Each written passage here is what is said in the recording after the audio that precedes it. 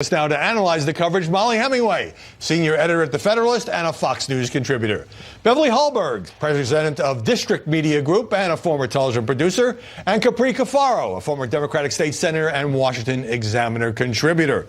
Molly, there's certainly room for debate over whether William Barr's Senate testimony and whether he was too determined to defend the president. But how did we get to the point of this media uproar where some are saying he should be tarred, feathered, run out of town, impeached, and so on? I think this media coverage is exactly what you'd expect, given that the media spent years promoting a false conspiracy theory alleging that the president was a traitor. When the Mueller report came out and that turned out that their conspiracy theory had no basis, I think they're frustrated. I do find it interesting, though, that we were told for years that any criticism of Bob Mueller, no matter how slight, was a threat to the rule of law, a threat to the republic itself. And now you have someone who has promised to investigate actually how this crazy conspiracy theory alleging that Donald Trump was guilty of a capital crime, treason, got going. Now everybody's just hurling all sorts of invective against him when they told us that any kind of critique of someone who's overseeing an investigation is a threat to the rule of law. It is very funny to see how different how much that has turned.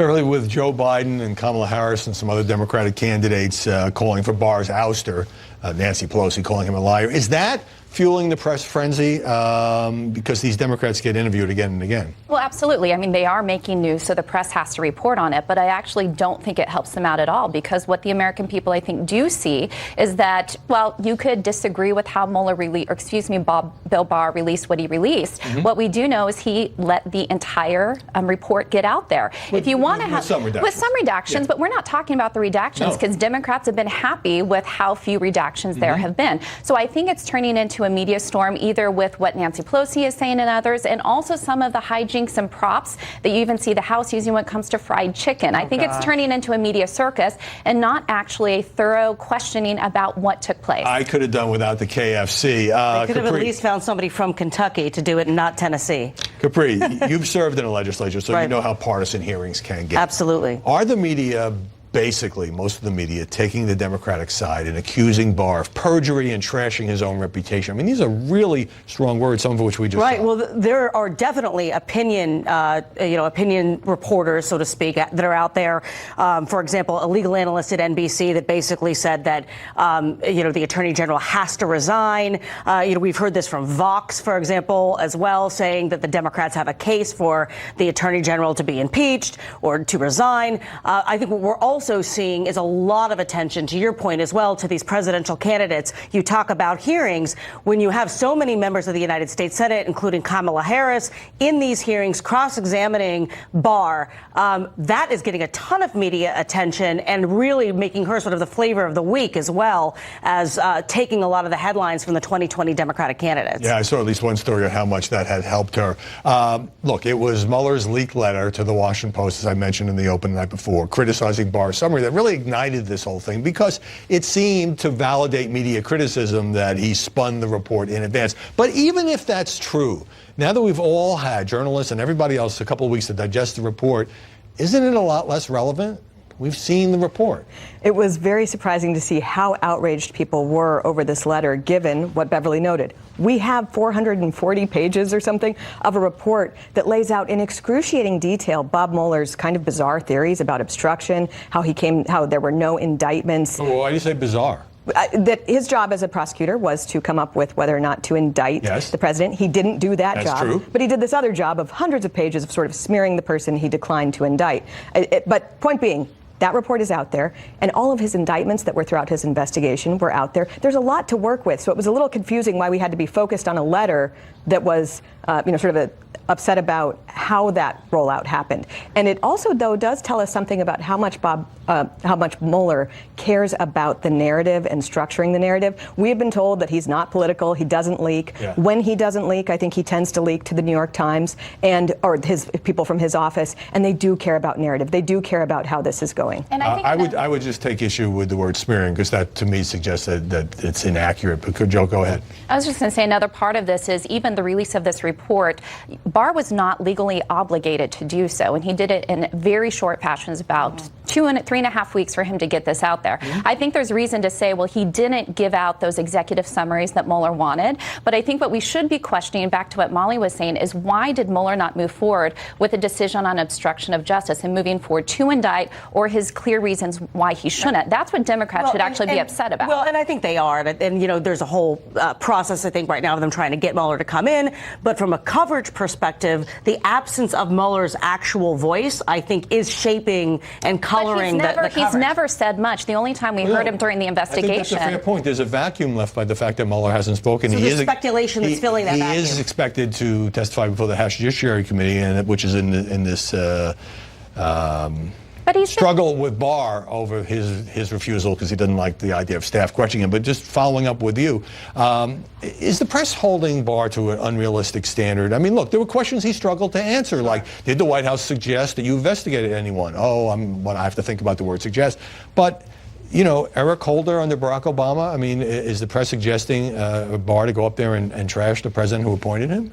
I think that, a lot of this also has to do with how the Democrats are driving some of these hearings. And so I think that's part of what gets covered. They're trying to present Bill Barr as someone who is a puppet for President Trump. And I think that there are media outlets that are choosing to follow that route in their coverage. I want to turn to the New York Times story this week, Molly, reporting on what happened in 2016, the FBI sending a woman, an undercover operative, to meet with Trump campaign advisor George Papadopoulos in 2016, posing as a research assistant, trying to find out whether the Trump campaign had any contacts with Russia. Michael Schmidt, one of the New York Times reporters on that story, was asked about it on MSNBC. Let me start with the central question on a lot of people's minds last night as they first read it and as they read it this morning. How was this not spying? Well, I guess it depends on your definition of spying. So conservatives are saying the New York Times are finally covering the spying story. But by the way, the business about this woman is in Papadopoulos' book, so it's not breaking news. They didn't break this story. In fact, the Daily Caller has done excellent work on this person in particular. George Papadopoulos has written about her. But it is something when the New York Times confirms it. The New York Times doesn't like to use the word spying, but their reporting has actually been some of the ways that we have learned about how extensive the spying has been. We learned last year, almost a year ago, that there were national security letters, wiretaps, human informants. Now we know it's not just informants. There was a government operative. They're very cagey about who she is, whether she works for the FBI or not. They ran someone who actually also, it looks like it was a honeypot. George Papadopoulos wrote about how she was very suggestive and flirtatious. Yeah. This is a huge story, by the way. The Mueller letter, not such a huge story. Right. This is a huge story that requires a lot of coverage. Finally found a New York Times story he likes. This one. He says this is too hot to avoid. Pulitzer Prize anyone. Bigger than Watergate. He says that a lot now. But of course, in the reverse.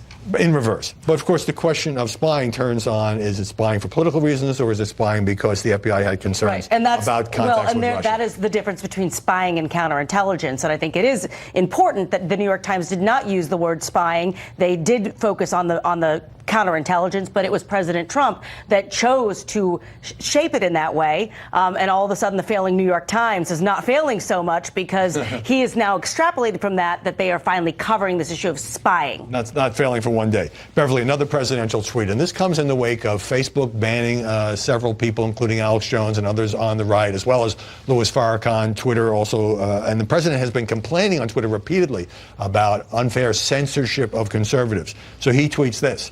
When will the radical left media apologize to me for knowingly getting the Russia collusion delusion story so wrong? The real story is about to happen. Why is New York Times, Washington Post, CNN, MSNBC allowed to be on Twitter and Facebook? Much of what they do is fake news.